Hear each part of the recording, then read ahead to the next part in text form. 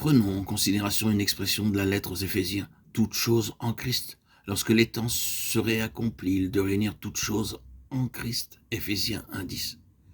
C'est la grande vision générale qui nous occupe. Et commençons dès à présent à la disséquer.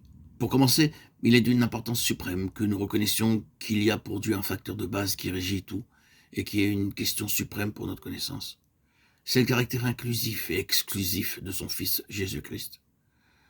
Toutes les choses projetées et requises pour la réalisation de l'attention et du dessein divin se trouvent en et avec Christ, non seulement comme dépôt, mais tout est Christ. C'est le caractère inclusif de Christ. D'autre part, rien d'autre que ce qui est de Christ n'est accepté ou autorisé par Dieu dans le résultat final. C'est l'exclusivité de Christ. Toutefois, dans sa patience et sa longanimité, dans sa grâce et sa miséricorde, Dieu peut sembler supporter beaucoup de choses qui ne sont pas de Christ, même en nous, son peuple. Mais bien qu'il semble permettre beaucoup de choses pour le temps présent, il est d'une importance suprême que nous saisissions une fois pour toutes que Dieu ne le permet pas vraiment.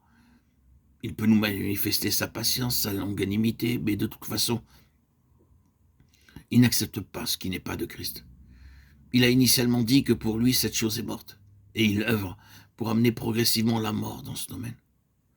De sorte qu'à la fin, aucun fragment qui n'est pas de Christ ne sera accepté. Christ exclut tout ce qui n'est pas de lui. C'est le règlement de Dieu de la question. Et en raison de cela, il est de la plus haute importance pour une vraie efficacité que nous réalisions que l'Église est destinée à être ce que Christ était et est en tant qu'homme céleste. Uniquement ce qui est de Christ, l'homme céleste, est éternellement efficace. Par conséquent, plus il y a de Christ, plus il y a du point de vue de Dieu de l'efficacité.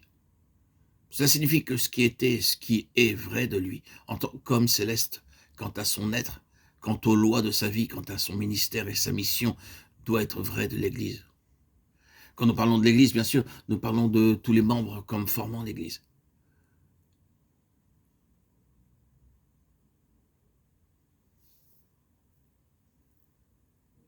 Avez-vous remarqué que nous parlons ici de Christ en tant qu'homme céleste, et non pas de son égalité avec le Père dans la divinité?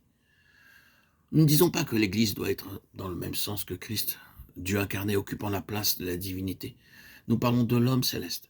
Christ était et est un homme céleste. En lui, l'Église est également un homme céleste, un nouvel homme. On ne doit pas la considérer comme quelque chose où il y a le juif et le grec, la circoncision et l'incirconcision, l'esclave et l'homme libre. Une combinaison d'éléments terrestres de divers aspects de la vie humaine, comme ici sur cette terre. Celle-ci et toutes les autres distinctions terrestres sont perdues de vue et mises de côté à un nouvel homme et introduit, où Christ est tout et en tous. Colossiens 3,11. Le Christ n'a jamais été dans sa nature essentielle de la terre. Il avait ici-bas un rapport avec Israël, un rapport avec l'homme. Il a un rapport juridique avec cette terre, mais dans sa nature essentielle, il n'a jamais été terrestre. Il est le Seigneur du ciel. Il prend la peine de souligner le fait et de le maintenir clairement en vue.